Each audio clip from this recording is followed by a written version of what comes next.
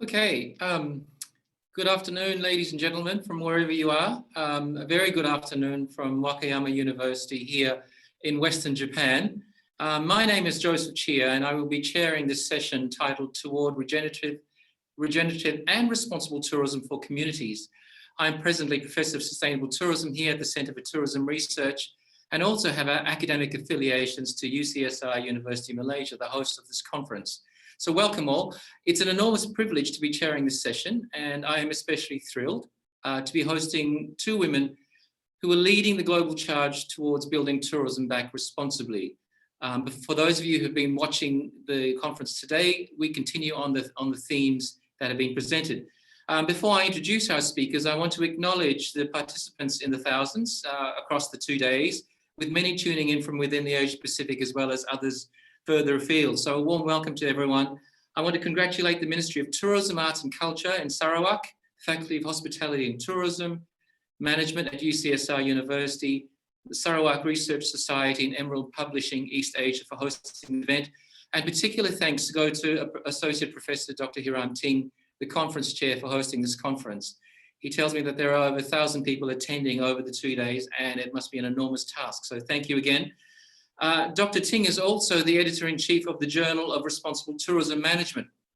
And I would encourage all of you to check it out because it covers many of the themes we're about to talk about today. But without further ado, I want to briefly introduce the two expert speakers here today, and I see both of them already. Welcome, Diane. Thanks for joining us. Just a brief underlining of who Diane is. Diane is founder and director of the Tourism CoLab, an international capacity building agency and education provider specializing in regenerative and sustainable tourism solutions. Diane holds professorships at Lund University in Sweden and Federation University in Australia, and is a member of the International Academy for the Study of Tourism. Our second speaker is Natalie Kidd. I see Natalie there. Welcome, Natalie. Thanks for joining us. Natalie is the Chief People and Purpose Officer of Intrepid Travel, the world's largest provider of adventure travel experiences. Globally recognized as a leader in responsible travel, Intrepid's portfolio of 3 specialist tour operators and 25 destination management companies take travelers to more than 120 countries on all 7 continents. Clearly one of the leaders in the tourism industry. Natalie is also a director of the Global Sustainable Tourism Council. So Diane and Natalie, welcome, and thank you both for making the time to share your insights here with us today. Given the tight timelines for this session, I think we should move straight into the first of 2 presentations, which will then be followed by Q&A. So if anybody has any questions, feel free to put them through to the chat function there, but we may not be able to get through to them. We will do our very best. Okay, so our first speaker is Professor Diane Dredge. As I said, Diane is founder and director of the Tourism CoLab. Diane spent 25 years in public and private sector roles in Canada, Mexico, China, and Europe, and has provided policy analysis and advice on things like digitalization, the collaborative economy, and tourism policy to international organizations such as the OECD and the European Commission. Diane is a creative systems thinker, and her expertise includes planning, policy analysis, organizational design, place activation design, and community engagement. And we're very privileged to have Diane present to us today. So a very warm welcome once again to you, Diane, and over to you. Okay, thank you, Joseph. Am I able to share my screen? You should be able to. Yeah, okay. So I have a number of PowerPoint slides here. Thank you so much for this opportunity to meet everybody and share some of the thoughts. I think, have I got that right? Am I sharing my screen? Yep. Yep. Is it the screen or the... I'm never quite sure. Your slides are visible. Awesome. Okay, thank you. So thanks everyone for this opportunity. Thanks to Joseph, and it's my pleasure to be here with Natalie. I wanted today to talk to you a little bit about the Tourism CoLab and what that is and how we work with local communities. What I thought I would do is really just share a general approach rather than going into specifics and giving specific examples. And I think that Natalie will be able to do that. And so I think her presentation will really complement mine in many ways. So the Tourism CoLab is a capacity building, what I call a capacity building social enterprise. And what we do is we deliver education and learning journeys, and we work with communities and tourism organisations and local governments to hopefully recast tourism in a much more positive, regenerative framework. And so I started the Tourism CoLab about 2 years ago, and my aim, look, I'll put it really bluntly, my aim was to disrupt, to challenge and to reimagine a kinder form of tourism where we could still deliver transformational visitor experiences, but we could also really deliver value for local communities.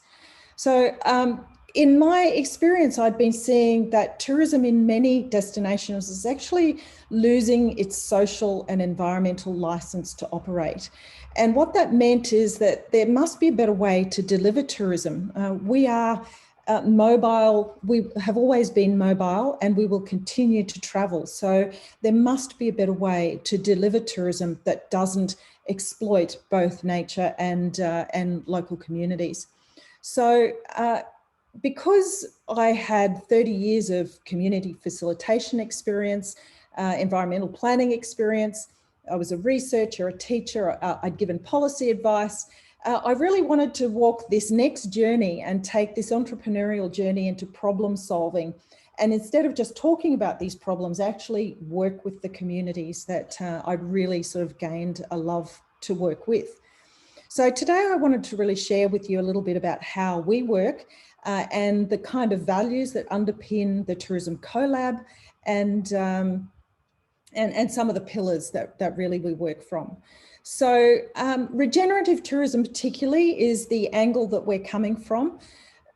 Regenerative, we'll start with sustainable tourism, I suppose, or sustainable development. We're all really familiar with this Venn diagram, these three overlapping circles that form the Venn diagram. And in the middle of this, the three overlapping circles, that's where we're supposed to be working collectively on economic, community and environmental goals. That's where, you know, our focus is supposed to converge according to the traditional wisdom out there. But there's a shift taking place. And this shift has really come about because unless we actually look after our environment and our communities and really establish community well-being, we can't actually have tourism at all. So our model has shifted to look something like this. You may have seen this kind of model before, where, you know, we're really looking at the environment and supporting the environment and nurturing that so that communities can really develop, and then from that we can actually have really prosperous local economic activity, which would include tourism. So that's the model that we work for. And so what we're really trying to do is flip tourism. So tourism really should be in support of the flourishing of people, places, communities and nature, instead of tourism being for tourism's sake itself. Yes. So what is regenerative tourism? Regenerative tourism to me is an aspirational goal. It's a journey and it's a commitment, and it's a set of actions to secure the conditions that are all necessary so that we can travel and we can continue to live our mobile lives, but also within this framework of the planet and communities being able to sustain and continually renew themselves. So notice there that I didn't say that regenerative tourism is a plan or an outcome.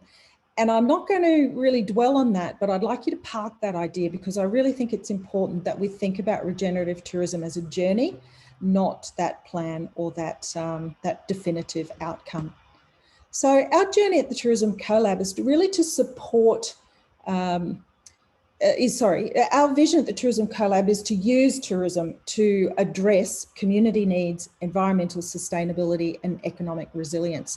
And that really just complements a number of very broad shifts that we're seeing, and we have been seeing for probably a decade now, but are really coming to the fore as a result of COVID. So these four big shifts that are taking place in tourism around the shift from exploitative practices into regenerative practices, so regenerating nature, regenerating the community. It's about the rise of for-purpose businesses, or businesses that are led by a mission that's much bigger than simply just making profit alone. And those businesses that have really developed and are delivering that purpose are the ones that are tending to do well and are expected to continue to do well in the future, post-COVID. It's also about inclusive development, and bringing everybody along on the journey and making sure that everybody in the community is able to benefit in some way from the value that is generated by tourism. And finally, it's about transformational travel. It's huge, especially through COVID. We've really been seeing this, this move towards people searching for transformative visitor experiences, those transformations that lead to closer connections with the self, with fellow travellers, with communities, and with nature itself. So it just makes perfect business sense, doesn't it? And here we are, it does make just perfect good business sense. There's a number of reports, almost on a weekly basis, we're getting reports about the reason why consumers are we're getting reports around changes in business sentiment and consumer sentiment, and also the way that markets are changing. And it doesn't really even matter whether you dwell down into, you look at the global reports and statistics, or you look at different countries. These shifts are actually happening across the world in different countries, and it's pretty much the same kind of shifts that are taking place. So the first is, consumers are just really concerned about the climate and environmental issues, ecosystem destruction, biodiversity loss. So they're wanting to make decisions that are really based on making sure that they're not continuing that cycle. Consumers want brands to take more responsibility and illustrate that they care. So they're really looking for brands that are not only just saying, oh, we care and we're taking responsibility, but how we're measuring it and how we actually delivering that. Consumers also want greater, they want to purchase products that are more sustainable, and products that reinforce the issue of gender equality and other forms of equality, diversity and inclusion. They're looking for transformation, travel transformation, which I've discussed, and they're also wanting brands and government to actually take a stance on issues. So it makes just good business sense that we're actually moving from sustainable tourism into something that's kind of that next level up, which is what we're terming regenerative tourism. So what is, At the Tourism CoLab, how we do this is when we're working with our local governments and our tourism organisations, we will actually ask, we go in with this question: if tourism is the driver, or how might we really try to use tourism as the driver to address community needs, environmental sustainability, and economic resilience? So notice there what the difference is. We're not going in with framing the challenge around, well, how can we grow your tourism? How can we bring more visitors in? And how can we increase expenditure? We start from a different point of view and ask, well, how can we deliver on what the community needs and what your local environment needs? And how can we address some of these issues using tourism markets? And so we start with, what is the community's problems? What are their pains? What are their challenges? So it's really focused on solving those problems rather than coming in top down and trying to deliver the magic tourism solution. So what we're really trying to do here is really think about how we might be able to use tourism markets in a different way.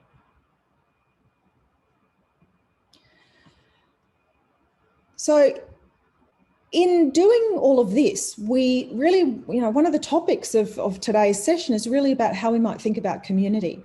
And we have always believed that community is something that we need to keep a very open mind about. And in many cases, we need to reevaluate how we've traditionally kind of assumed what community is. So we start with community as a very vague concept, but we always ask what the problems are, and we're following the problems all the time. We're following the conversations through deep questioning and really inquiring as to how complex and really trying to unravel and sit in that nest, so to speak. So we're starting with the problems, we're really sitting deeply in those, and then we ask, what kind of impact do you want to have? Like what kind of change do you want to see?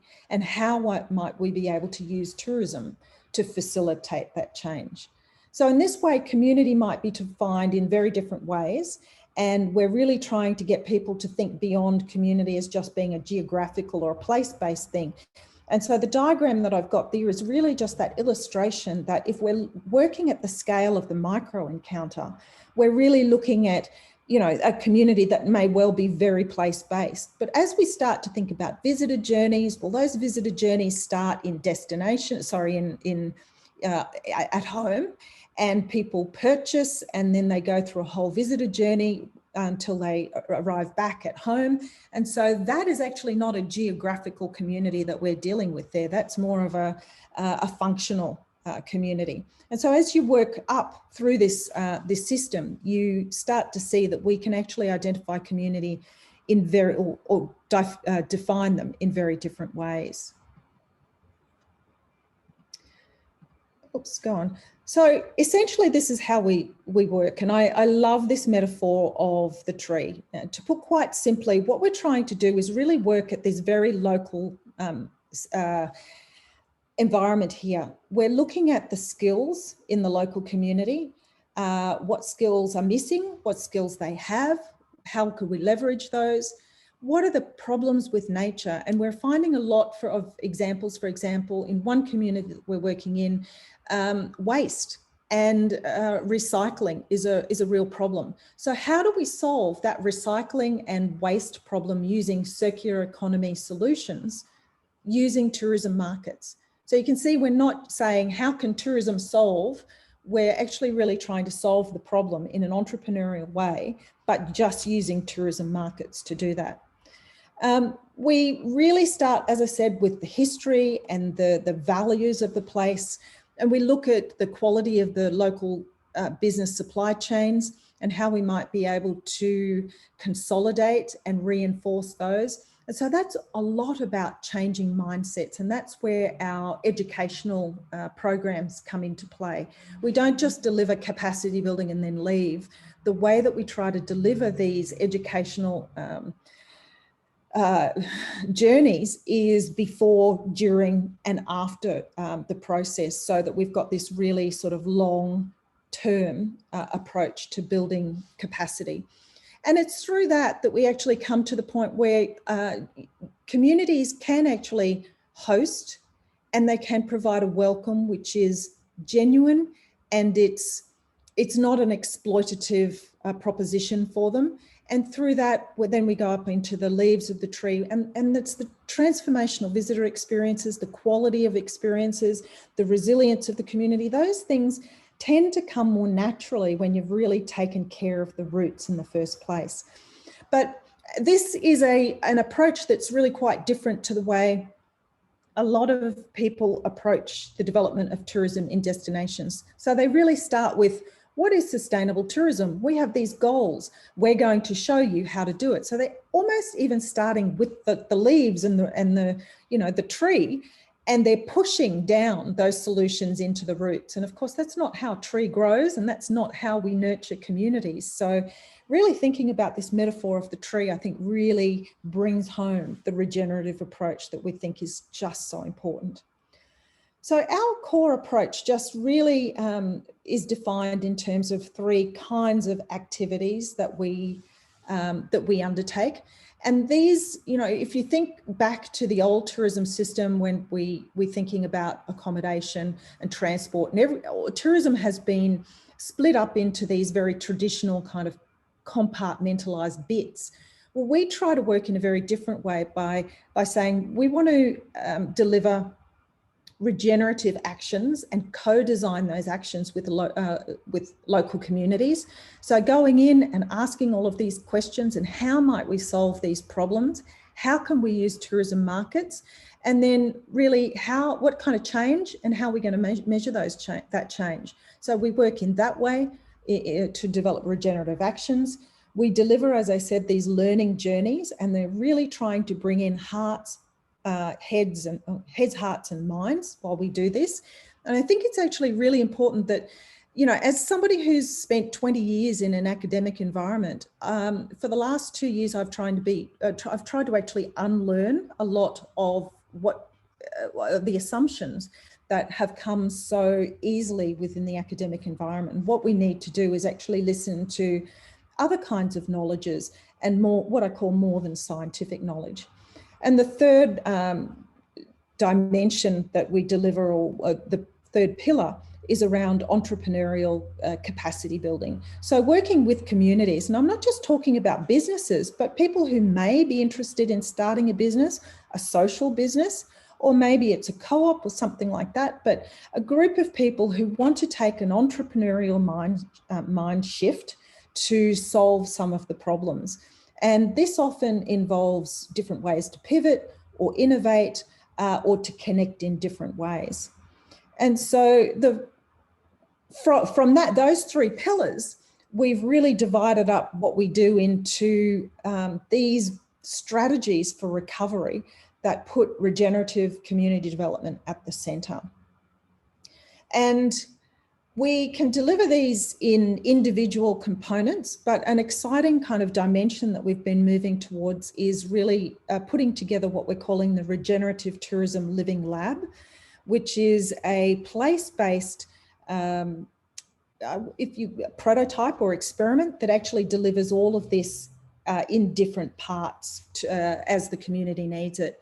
So the 6 kind of areas that we work in terms of developing new products, services and experiences, really listening to what's emerging out of those market trends that I just talked about before. It's about deepening that relationship that you have with your existing customers, as well as potentially new customers, but really developing those relationships more deeply, so that you're developing that trust and that recognition that that we've noticed is occurring in the consumer sentiment research. We want to really look at new business models as well. So a lot of the innovation that's happening around digital business models, and some of it's really not all that difficult to implement. So looking at new ways of developing, capturing and sharing the value that's generated from tourism, but also, translating those different business models into developing and strengthening business ecosystems. The systems change is actually probably the hardest thing that we deal with. in terms of the system change is really about changing mindsets and changing policy approaches, changing the kinds of the policy supports that have traditionally been used for local communities, which are really top down. So we have to really change that system and get support from the bottom up. And obviously there's issues of trust and accountability. So that's actually quite a difficult area to work in.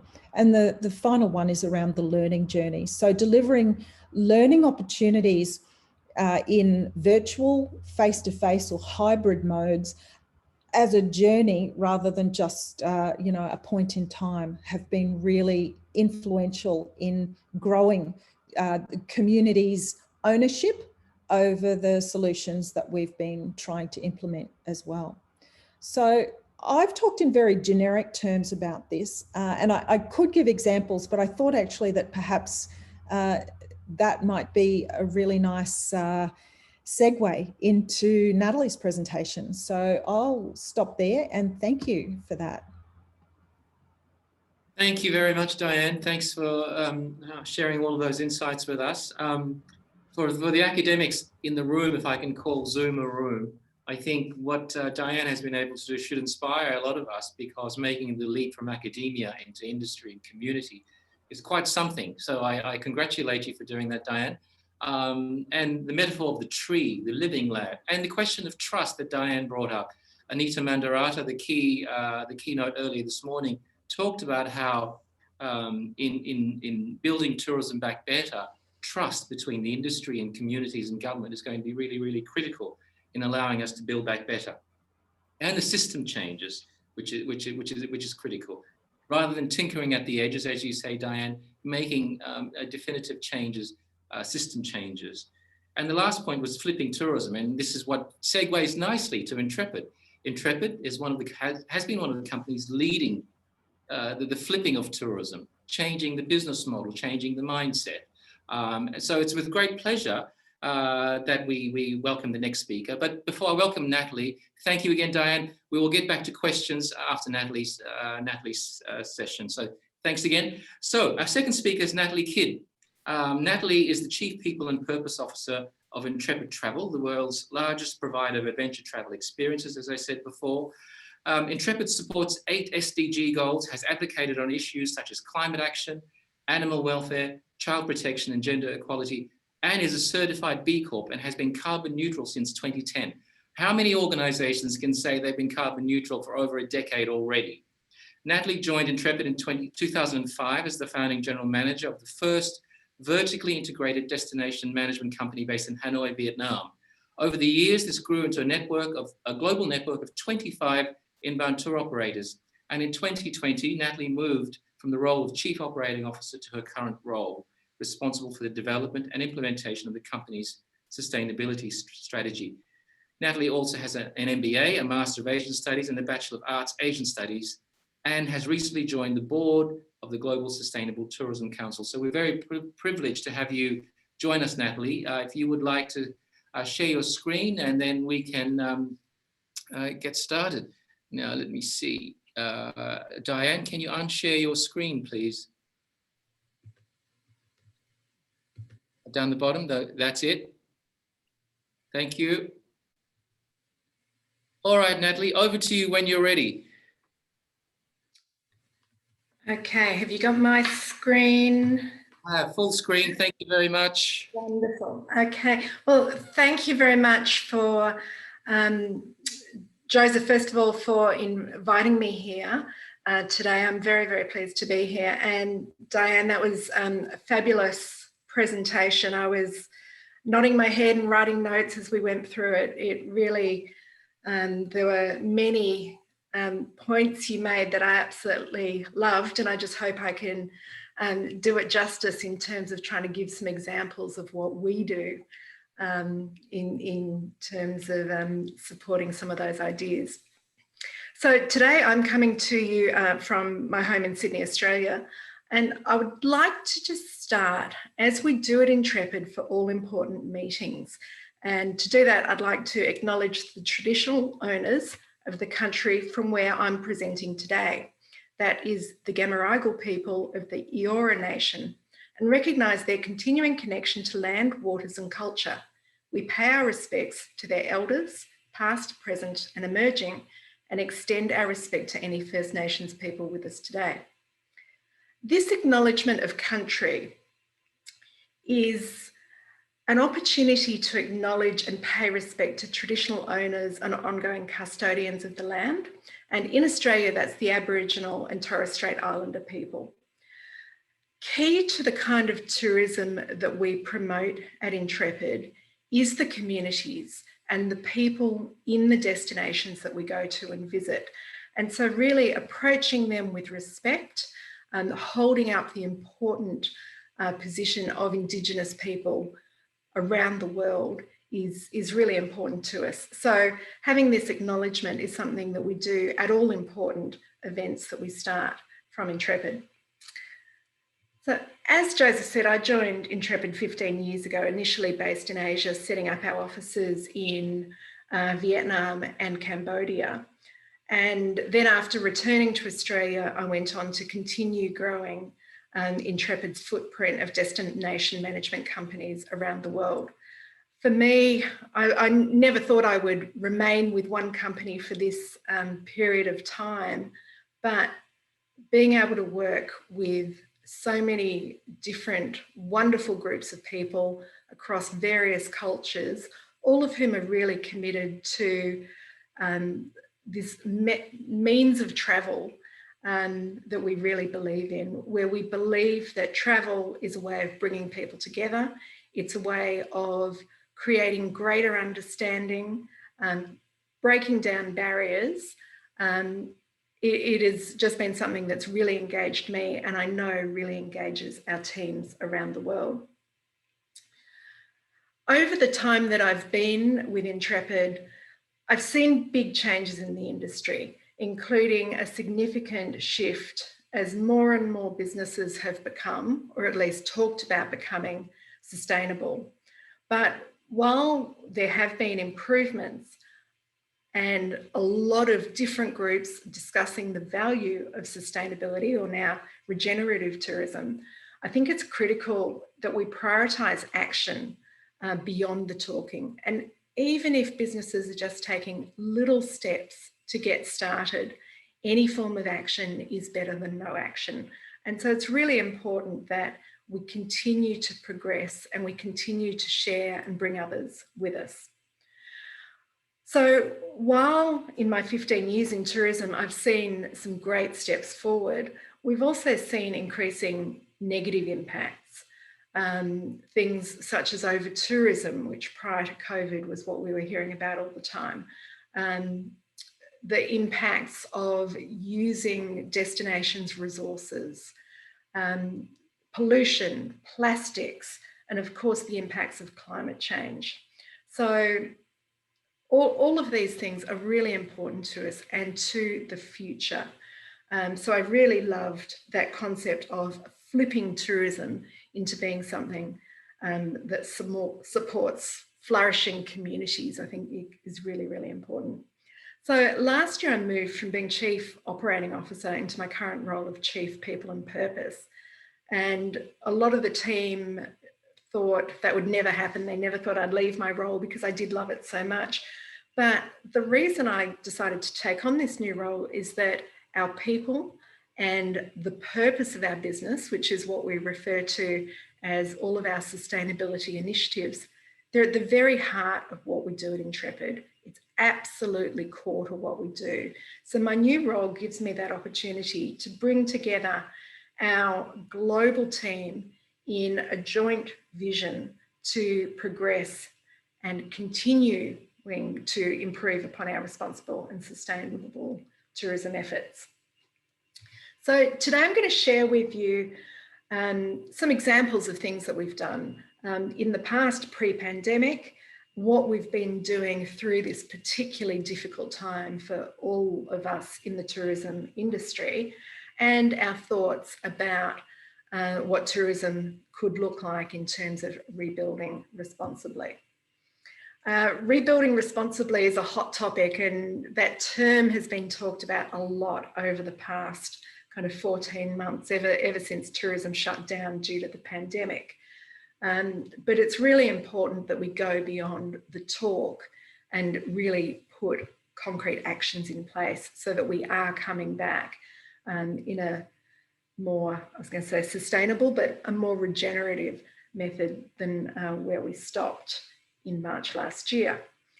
For those of you who are not familiar with Intrepid, we were started 32 years ago by two friends out of Melbourne, Australia, which is where we're still headquartered.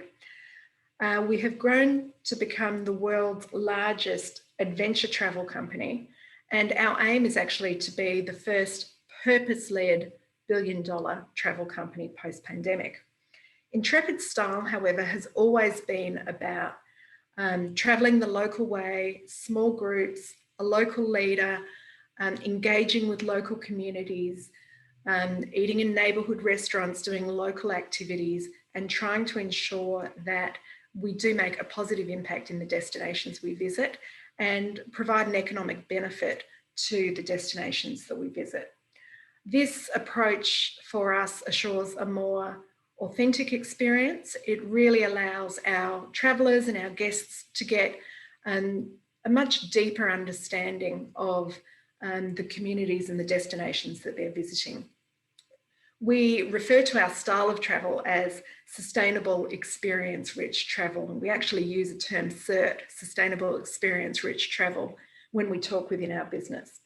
Before the pandemic, Intrepid offered over 1,000 different itineraries in 130 countries, going to every continent on Earth. So I'm going to talk about some of the things that we used to do in terms of our style of travel prior to the pandemic hitting. So we all know that prior to COVID, tourism was growing incredibly strongly. It was a strong and seemed to be a resilient industry. It did create economic opportunity for millions of people around the world. In 2019, there was an incredible 1.5 billion international arrivals in 2019. 1 in 10 jobs globally was in tourism. And it was really giving countries an opportunity to develop, to bring in foreign investment, and to strengthen their economies. As I mentioned earlier, we really believe that the benefits of tourism in bringing people together, the cultural exchange, the ability to realise that people are actually more similar instead of different is definitely a positive. However, we can't deny there are also negative impacts of tourism. Sustainability is the most obvious one. Not all tourism is positive for destinations or communities. There can be big environmental issues. In fact, 8% of greenhouse gas emissions were contributed by the tourism industry. We also saw the impact on local communities of over-tourism, where people were being pushed out of their communities because there were so many tourists there, and they were having to make way for accommodation for tourists. But we really, at Intrepid, we've always believed that tourism can be done in a far more positive way. So Intrepid's style of tourism, even when the business was first founded 32 years ago, was based on the concept of responsible tourism and looking after the communities and destinations we visit. And we understand that we were one of the first tour companies to actually employ somebody in the role of responsible travel coordinator, whose job it was to assess what we were doing and how we could do it better in terms of looking after the communities that we were interacting with. Over time, the concept of responsible tourism and sustainability more broadly has grown. And of course, we're now talking about not just sustainable tourism, but regenerative travel. And we've been very proud to be at the forefront of a lot of those changes, and that we've always kept this concept of responsibility and responsible tourism as our core way of doing business. We are still a privately owned company, and in fact, over the last couple of years, many of our staff have become shareholders. And that's not just staff based in Australia, that's staff based in places as far and wide as the UK, North America, Cambodia, Peru, and many other places. As was mentioned in the introduction, as a business, we have now 25 inbound tour operators or destination management companies of our own. And so all of our trips are run by our local teams in Intrepid offices. So whether it's from Lima to Hanoi, Kyoto to Johannesburg, many offices closer to those of you attending today in Kota Kinabalu, Bangkok, Siem Reap, Yangon, Denpasar. In all of these destinations, we have our teams of local staff and local leaders who are dedicated to Intrepid's culture and Intrepid's purpose and help us deliver our travel experiences in a way that is more understanding and hopefully positively impactful in those local destinations. But while we firmly believe in sustainability and responsible travel, we are still a for-profit business. But as Diane had said, sometimes doing the right thing is also good business sense, and we firmly believe in that. We really believe that investing in sustainable, purposeful work has been good for our business. Over the 4 years leading up to the start of the pandemic, we invested more money than ever before into purpose-related initiatives, and at the same time had higher top line and bottom line financial results than we'd ever had before. Yet we were spending more and more money on these initiatives to do things well. So we truly believe that our growth is linked to our purpose. And then because we're growing as a business, we can then input more back into purpose. So we really see that purpose and growth are two pillars of a sustainable strategy. We also know that with our people globally, talking about our purpose, putting purpose at the core of our business philosophy is something that really engages them. And we talk internally not about being the best travel company in the world, but being the best travel company for the world. So just a couple of examples of that, things we've done in the past. We were the first travel company to ban elephant riding back in 2014. At the time, we thought doing that would have a negative impact on our financial profitability because a lot of people traveling in that time, if they went to certain countries in Asia, that was one of the activities they wanted to do. But through investing in some research, we came to the opinion that it wasn't the right thing to do. It wasn't the ethical treatment of wildlife. And so we banned it. We talked out quite publicly and advocated for why we did that. And we're very pleased that before too long, many other travel companies were following our lead. On a separate example, in 2016, we identified that while the majority of our staff around the world were female, the majority of our customers and travellers were also female, the majority of our tour leaders were a significant male majority. This wasn't because women didn't want to do the job of being a tour leader. In many cases, it was because of inequity, particularly in certain destinations where we found that we didn't even have a single female tour leader. Yet we did have people within our business who really looked to that role as something they would like to do. They just didn't think was possible. So we set a goal of doubling the number of female tour leaders within our ranks globally. And I'm really pleased to say we actually achieved that goal ahead of time. But we did it by putting in place a whole range of activities. We visited families of potential female leaders in India and spoke to them about how we would look after their daughters if they came to work for us in tour leading roles. We put in place support mechanisms in Cambodia to ensure that our supply chain and people that worked with us were being supportive of those female leaders and helping them along the way as they were travelling around the country. And we heavily lobbied the Moroccan government to allow women to sit the test to become officially licensed guides, which hadn't always been the case. In addition, as a business, we also have a not-for-profit, the Intrepid Foundation, which has raised more than $11 million for 130 different community projects around the world since its inception in 2002.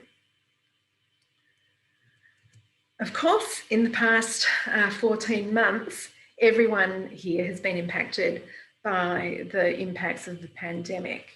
It's been a terrible, terrible time for everybody in tourism, particularly people in destinations who heavily rely on tourists, for tour guides, small businesses, and business owners, all of whom are currently without income and without security.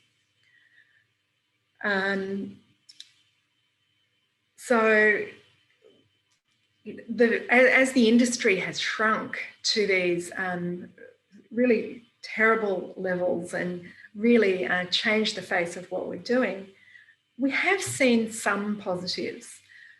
Positives in the environment, examples like turtles returning to the beaches in Thailand that were previously over-touristed.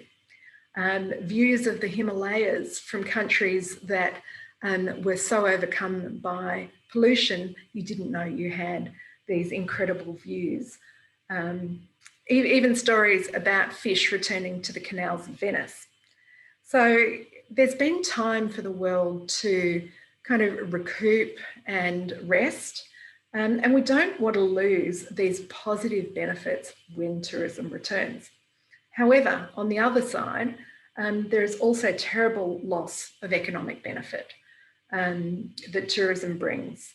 So even putting the same nature and the same biodiversity at risk by reducing its importance, by reducing the number of dollars that go towards things such as conservation. So we need to focus on returning the benefits of travel while also learning from our mistakes of the past and minimising future harm that it can do. We need tourism to return safely and gradually, but we need quality tourism that really benefits the communities and the destinations that have been most impacted by the pandemic. Last year, one of our co-founders at Intrepid came out with an opinion piece that was talking about rebuilding responsibly. And we've heard comments about building back better, rebuilding responsibly. All these terms have come out consistently over the last 12 months. For us, there were 4 key areas that we put in as actions behind that. One was advocating for net zero emissions by 2030, looking to end exploitative wildlife tourism, further work empowering communities and our value chain, and also establishing stronger governance and compliance. So I'll show you a few examples of how we've been using the time as we haven't been operating trips, but how we've been putting some of these things into action to not only build back Intrepid more responsibly, but try and have a positive impact on the overall industry. So while the pandemic has really posed a huge threat to the viability of our industry over the last year, we truly believe that climate change poses an even bigger risk to our future.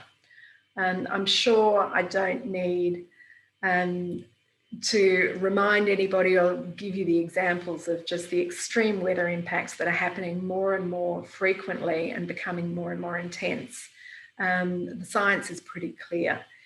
Every year, our global temperatures are rising, and it's really having a devastating effect on communities and biodiversity.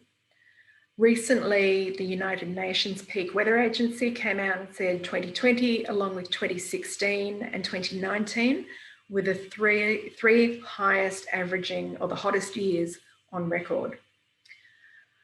At the start of 2020, before we got to COVID becoming a pandemic, Australia was absolutely devastated by incredible bushfires burning all across the country. There was a terrible impact on communities and tourism here domestically. Some 6 months later, our colleagues in the US, particularly in California, were experiencing similar things in terms of wildfires. Meanwhile, while they were dealing with wildfires, communities that we visit really regularly in Cambodia and Vietnam were experiencing devastating floods.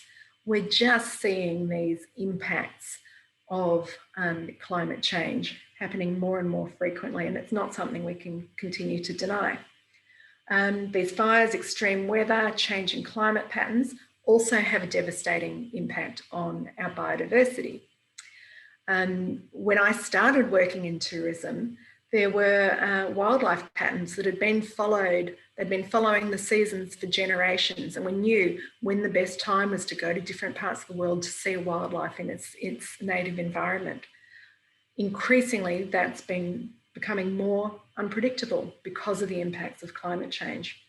So as travel recovers, we can't return to the previous levels of greenhouse gas emissions that we used to have. Talking about climate change, managing carbon can be very technical. It can be difficult.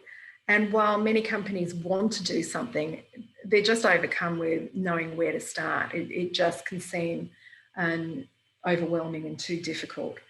But for us at Intrepid, we started on the journey to become carbon neutral back in 2005. It took us until 2010 to actually achieve that journey. So it wasn't quick, but it was done step by step, making a commitment and then continuing to work towards that. Today, we continue to offset all of our emissions from our trips and our offices around the world through high quality carbon offset programs. However, as we continue to develop and continue to learn, we now know that offsetting is no longer enough. And that's actually not the solution to addressing the issue. Although we'd certainly encourage people to at least start by offsetting if they aren't already. So what we've done about that, in early 2020, we declared a climate emergency as a founding member of Tourism Declares. And we published a 7-point climate commitment plan, which includes transition to 100% renewable energies in our offices around the world by 2025 and on all trips by 2030. In September 2020, we took probably our most significant step, and that was by achieving verified science-based targets. So we now have a plan to be put into place and be achieved by 2035, approved by the Science-Based Targets Initiative, which is the world's leading body in terms of corporate climate action. More recently, we've been looking at our top selling trips and looking at how we actually reduce the emissions on those trips. And so we're starting by targeting any flights under 90 minutes and looking at where they can be replaced with lower carbon alternatives in terms of the transport. So we're proud of the action we've been taken. We're proud to be the first travel company that actually had approved science-based targets. However, we can't win this war alone. And so we really want to do everything that we can to encourage other businesses to join us. And there've been a number of things we've been doing in terms of that. We've released a toolkit, and I'll talk about other toolkits in a moment, but we've been looking at where we've made learnings along the way, how we got started, and we're documenting that and sharing it with other businesses throughout the industry, including other competitors, to try and help them join us on this journey that we're on. Another example of where we've tried to take our learnings and share it is in terms of wildlife tourism and ending exploitative activities that are really nothing more than animal cruelty. We have partnered with a long-term partner of ours, World Animal Protection, to create a toolkit that other travel companies, other tour operators can pick up and use as is, or use it to further develop and improve policies they might already have in place. So our aim here in things like these toolkits really is to work within the industry, to play an advocacy role, and to help other companies join us on this kind of flipping of tourism, something that can be better for our world, better for our industry, better for the communities that we operate within. And all of these toolkits, if anybody is interested in, are available to download from our website. Looking further to the communities we work with and those in our value chain, we really believe that collaboration is the key. At Intrepid, we're a member of many, many different organisations and communities, including Tourism Declares, B Corp, B Tourism, the Future of Tourism Coalition, and the WTTC, World Travel and Tourism Council. What's important in these partnerships is that we're not only inspiring each other to encourage each other to continue taking steps and continue improving, but we're also sharing our learnings and helping each other along the way. There are certain points where collaborating is more valuable than competing. Another way we believe we can support the industry is really by starting to engage with our customers and teach our customers about what are better ways of travelling, what are more sustainable or regenerative ways to operate, and helping them make those clever decisions when they're choosing who they travel with, where they travel to, and how they travel. For us, moving forward, as tourism does start to rebound, we're really keen to be doing more work with our value chain, working in capacity building, in creating shared value, and taking some of the learnings we've had and seeing where we can help those in our value chain, be it accommodations or activity providers or restaurants or just communities in general, so that they can learn from what we've done and we can assist them in improving their processes and policies and take them on the journey as well.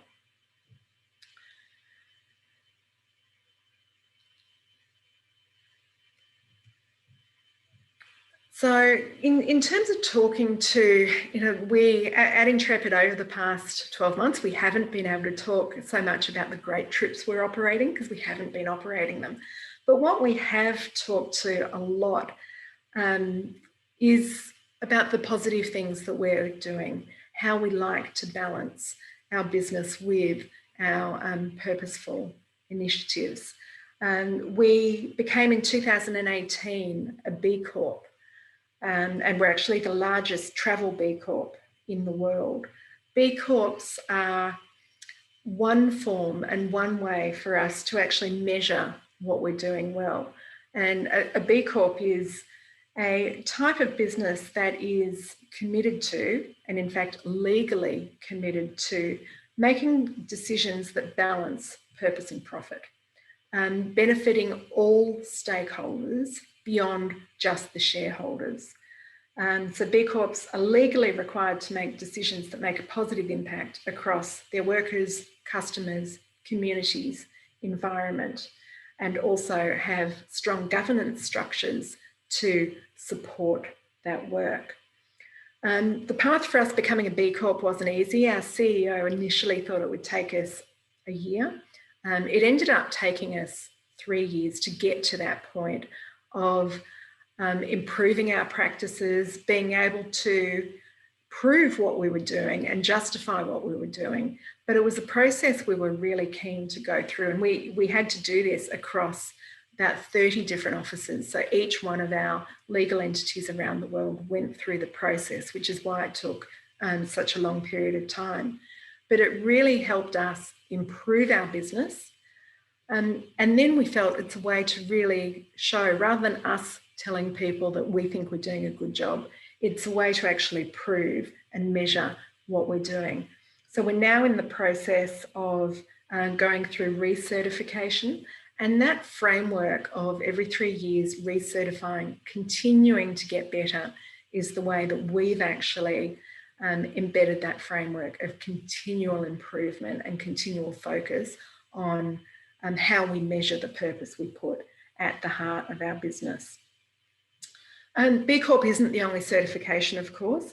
As mentioned earlier, I'm also sit on the board of the GSTC, the Global Sustainable Tourism Council, which is a body that accredits certification bodies who can also certify businesses against different criteria, predominantly linked to the credentials in line of the United Nations Sustainable Development Goals. So whichever way people are measuring, whether it's through something like B Corp, whether it's through other certifications, we strongly encourage that level of governance, because we believe it's a really clear way for us to continue to improve and to enable our customer segments to make easier choices for them when they're trying to choose the better operators to travel with and where to actually invest their money. The other thing in terms of having these measures is we know that it is really something that engages our staff. It's something that they're immensely proud of. In one of our recent staff surveys, we had an incredible 94% of our staff say the #1 engagement mechanism for us was the purpose that we put at the heart of our strategy. So that ability to engage with our purpose, we know, is particularly strong in that engagement with our staff, with our tour leaders, but also with our customers around the world.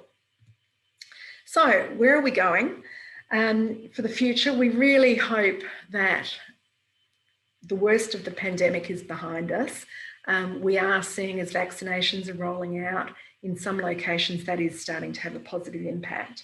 And we really do want to get back to the ability to travel and create that strategic value in offering tourism the right way, in protecting the planet and protecting the communities, and really enabling that economic benefit into the communities where we go. So we believe more than ever that governments and organisations have the opportunity to work together to take the positives of tourism, to learn from the negatives, and to take this time to rethink and reshape where we're going. As an industry, we've never really had an opportunity like this to really stop and assess where we are, where we've been, and where we want to go into the future. So we believe that the future, as Diane had said, the future should be regenerative. We want it to be regenerative, responsible, ethical, sustainable, and fair for all. We want to work together, leaving a lighter footprint. We want to invest our travel dollars in local communities. We want to show respect and curiosity and bring different cultures together. We've seen that COVID has shown huge gaps in equality and access to resources over the past 12 months. So we really want to rebuild to close those gaps and to ensure that host communities are more resilient in the future. When we rebuild, though, we don't want to go back to these unsustainable levels of tourism.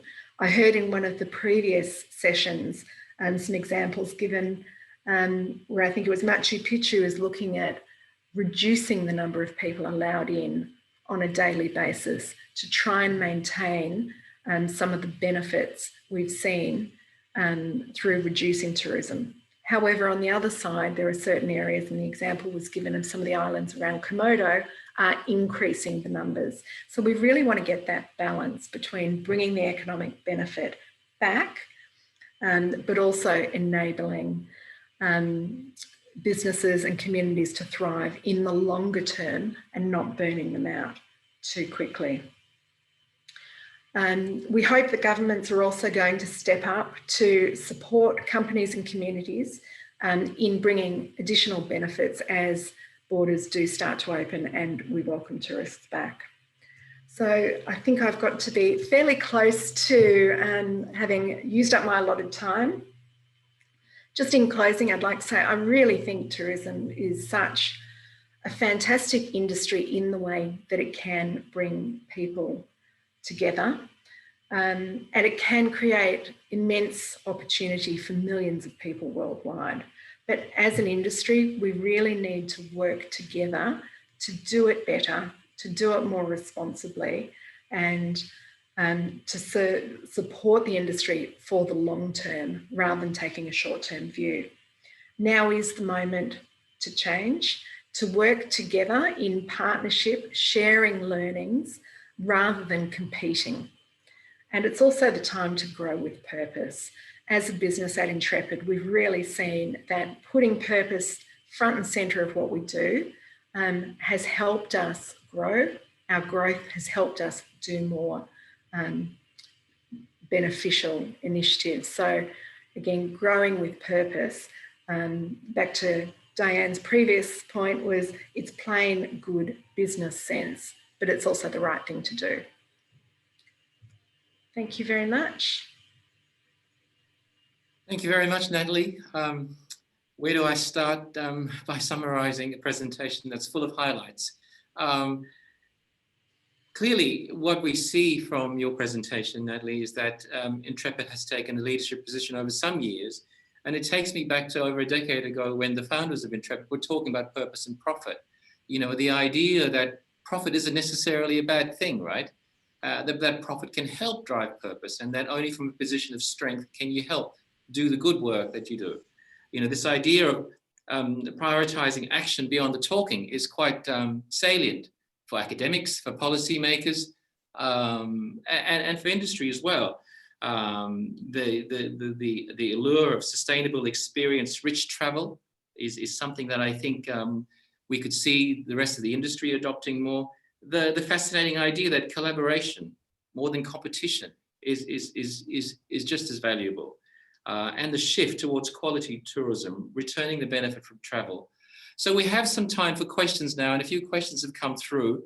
I think, shall I give you a chance to get your breath back, Natalie, before I throw a question your way? So perhaps the first question can be for you, Diane. How do we get local tourism businesses who have to put food on the table and pay their bills to think about regenerative tourism? Thanks, Joseph. Actually, that's a really good question, because I think, you know, at the end of the day, we can talk in platitudes about where we need to go.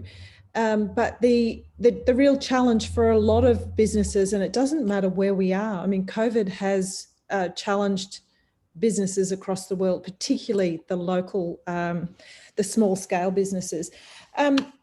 I think for me, the biggest opportunity is to reconnect and reimagine what it could be at the very local level.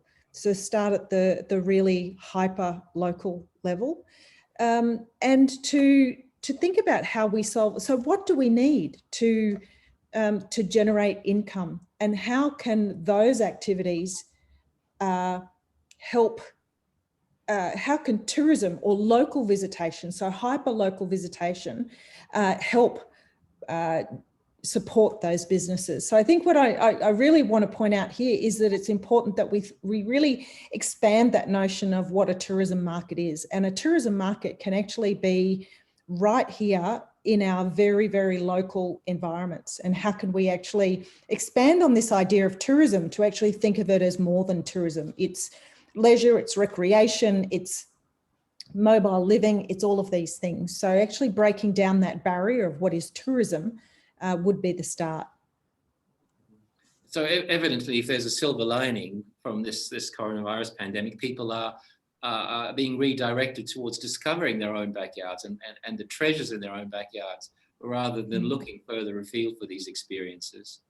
Thank you, Diane. The next question is for you, Natalie. With the financial pressures the tourism industry is facing, will the cost of operating sustainably post-COVID be a deterrent for businesses or destinations?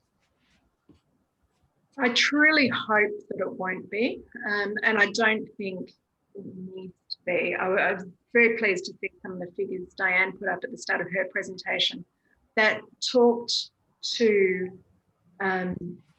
consumers choosing to put their money with sustainable operators. On the flip side, I was on a presentation probably about a week ago in a different part of the world, and they were saying, no, nobody's interested in sustainability, they're just worried about health and well-being. For me, I think health and well-being is a hygiene factor. You have to do that.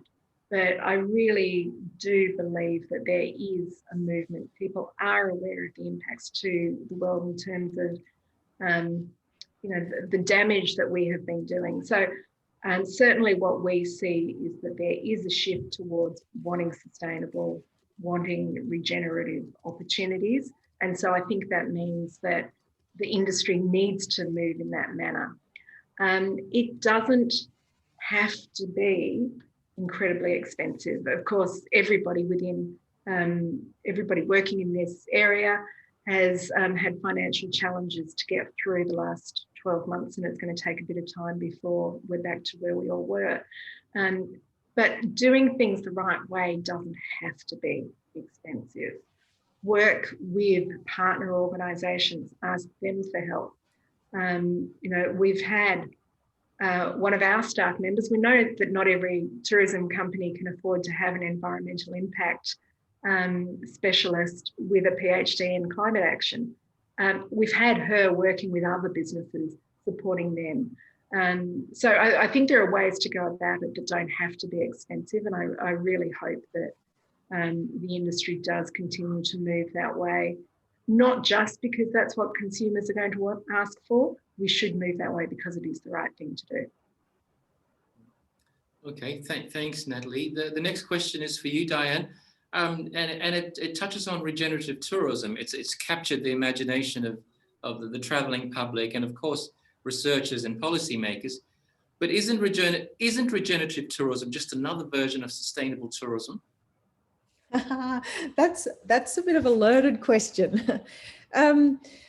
And there's lots of blogs going on around that at the moment. I mean, the real key about the shift between sustainable tourism and regenerative tourism is that regenerative tourism asks us to take the responsibility and the ethical stance that Natalie is talking about. So we can have sustainable tourism and we can pursue all of those goals in a very industrial, way, but lots of things fall through the cracks in that industrial approach. And what's missing out of the Sustainable Development Goals is really this idea that we need to work holistically and that we need to work together. So again, what Natalie said about working together and collaborate, and also to really adopt and come to terms with our own values and what's important and take that ethical stance. So that's the difference between sustainable tourism. Sustainable tourism and responsible tourism, to me, projects that responsibility outwards onto others. You can offset and you can outsource your responsibility by ticking a box or asking somebody else to do it. But regenerative tourism actually asks you to do no harm to people and places and the planet. And that's the distinction that I think is really important for people to understand. I think everything that Natalie actually embodied in her conversation is is what regenerative tourism really means.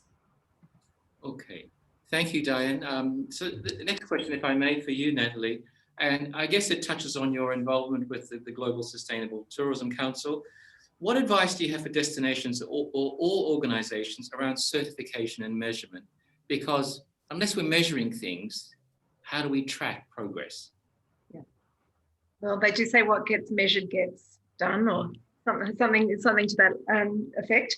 And I think also we need to be able to differentiate between organisations that are just greenwashing and great marketing organisations with those that are actually getting out there and walking the talk.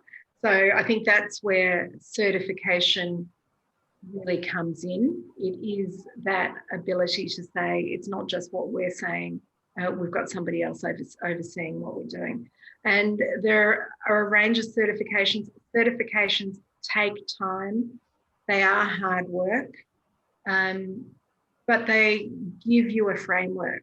So it's not just you being assessed, it's taking whichever certification you choose to do is giving you and suggesting to you and using that as a learning tool. And you know, we're going through our B Corp recertification at the moment, and having to talk to my team that it's not just about collecting points, it's about learning as we go and finding out, well, what else is there that we could be doing better than we're currently doing. But I do think it is a good way to get that measure, and then you can improve upon that. So whether it's B Corp, whether it's one of the GSTC accredited certifications, just making sure that it is a rigorous certification that you're choosing, because there are many, many out there, and you want to make sure that the one you're doing actually has value. Thank you, Natalie. So the next question applies to both. It's from Randy Alampai at the University of the Philippines. Hello, Randy. Thanks for your question. The question is, how can small destinations survive and thrive through regenerative tourism when the national and global economic tourism systems are largely economic growth oriented? So I guess it's a question about growth. Who wants to take? Diane, do you want to take that first? Yeah, I'll just jump in very briefly. I just think that this is a conversation that I've run a global online course where I'm talking to people across the world working in destination management organizations, and they're constantly saying the system is working against us. We want to do this, and the system is actually putting the impediments in place. And that's where we have to overcome that mindset that we're being impeded by something that's out there. We just need to step over it. And so businesses like Intrepid are providing this inspiration and showing us the way that we can do this.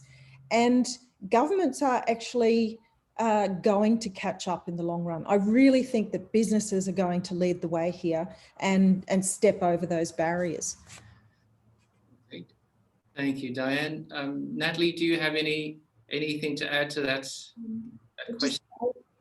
I think when there's a big difference between large scale mainstream tourism where people go and flop and drop on a beach and that's where they want to stay, versus the companies that are moving more towards this, getting off the beaten track, really trying to engage with the community where they're going. And I think for those types of organisations like us, the smaller places, the smaller communities are where we want to be. But then it's a matter of sharing experiences and sharing some of the frameworks that Diane took us through at the start about getting the balance right for that community. Because you don't want to overdo it, then it becomes unsustainable for you. And you don't want to continue doing it. So there is a fine line between bringing in the economic benefit and bringing in so much that it's detrimental. Yeah, and related to that question is a comment from Ben Iaquinto at the University of Hong Kong regarding domestic tourism. He says that domestic tourism is critical for recovery and for advancing towards sustainable tourism, but it is not always low carbon. For example, Macau was offering in Macau, they were offering helicopter tours to locals, or what we saw was the flights to nowhere in Australia and other places, right? So the point taken, it's not always, and it comes back to the point you made earlier about quality tourism, Natalie, ensuring that we do tourism right. Okay, another question, and this applies to both of you, Natalie and Diane. We talked about the responsibility that industry has, that policymakers have. What about the responsibility that tourists and travelers have? Yeah, I think that is very important. At Intrepid, you know, our customers are still our customers, but we do make an effort to, I guess, teach them in the way that we travel. We have tips and suggestions and ideas of how we want to travel, and that is supported in our literature that hopefully people see before they buy and come on one of our trips. And then on our small group trips where they're accompanied by a tour leader, it's part of their role to kind of be talking about why we do things the way we do things. And so hopefully it is an educational process in terms of not only learning about the destination, but learning how we do things, why we do things, and why we don't do other things. Still, people are buying holidays from us, so we can't be too preachy, but we do need to kind of get a balance. And I think the nature of the type of organisation that we are and the style of trips that we run, we do get people with some understanding, but it doesn't mean that tourists are always well behaved, and we just need to manage that as we go through. But hopefully people do come away from one of our trips having had their mind opened to not only the place they're going, but how they're going about travelling. Can I just respond to that?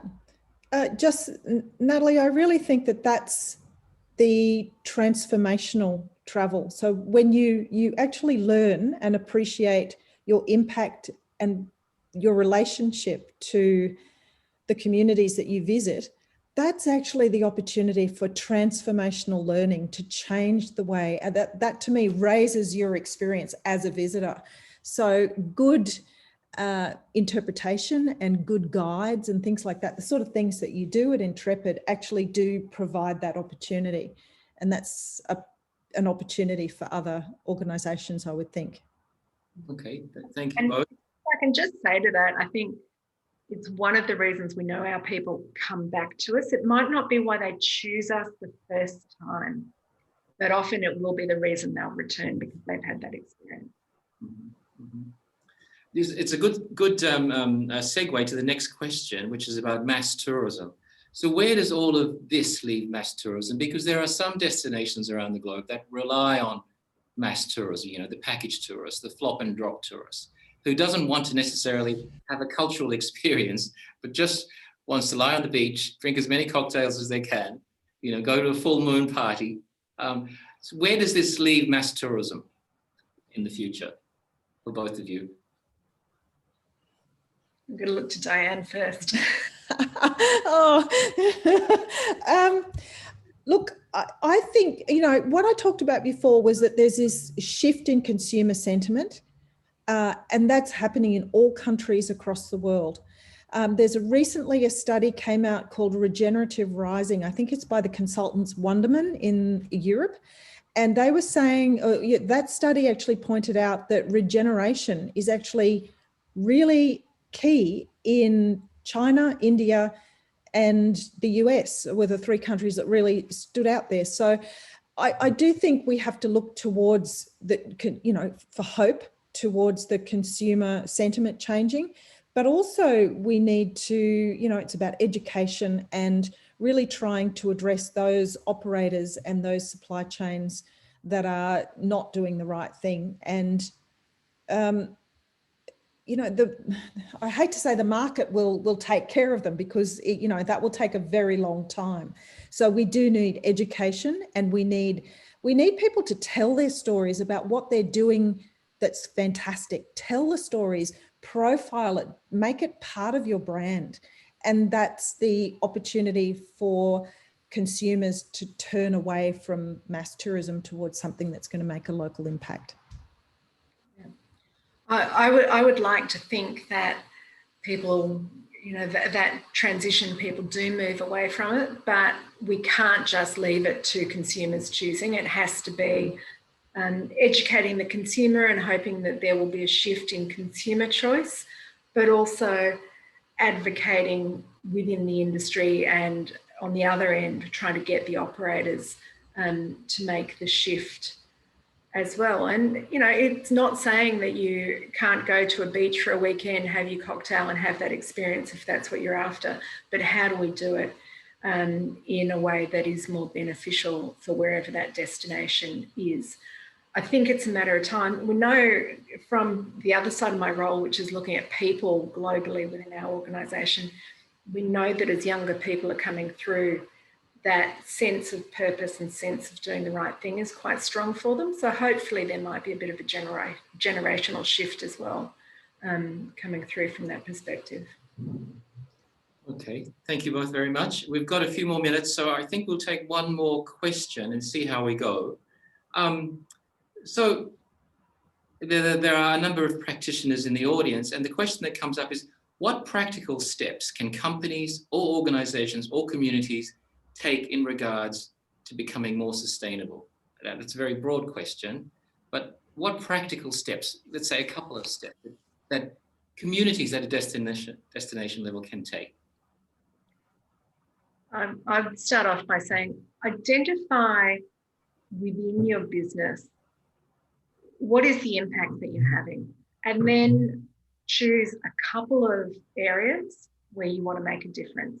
Now, you may choose to align it to the UN Sustainable Development Goals if you kind of need a framework, but I think just really looking at your business, choosing a couple of areas, starting small, but making a commitment. So in some way, if you can make a public commitment or make a company-wide commitment, just committing to something, making sure it's achievable, but starting off with small steps. So choosing 2 or 3 things, give it a timeline and get started that way. And then you can grow on that success. So you've got to get yourself started. So you've got to start small. You want to have success because success inspires more action. Diane? I think, so Natalie, you've spoken it from the business perspective, and I think from a community perspective, those hosts that are receiving visitors, I mean, when I've been working with local communities and I say, what are your challenges? Their challenges are, yeah, tourism, but we want to solve the waste problem. You know, some of the communities, we have a waste problem. How do we deal with visitor waste, especially in those high seasons? Visitors tend to discard more, use more plastic, use more, even water. So these are the issues that the communities are actually identifying for us. It's around water, the circular economy and how they can actually engage in the circular economy, how they can deal with waste. And so these are the issues. How can we use tourism to actually address these issues for the entire community? And that's probably where I would start, because yeah, these are front and center at the moment for the communities that I've been dealing with anyway. Thank you, Diane. Okay, I think we've got a couple of minutes. So just a final parting comment, if I may ask you to look into your crystal ball. Where to from here for tourism? You could talk forever about that, but if you could make some very brief kind of wrapping up comments, where to for tourism?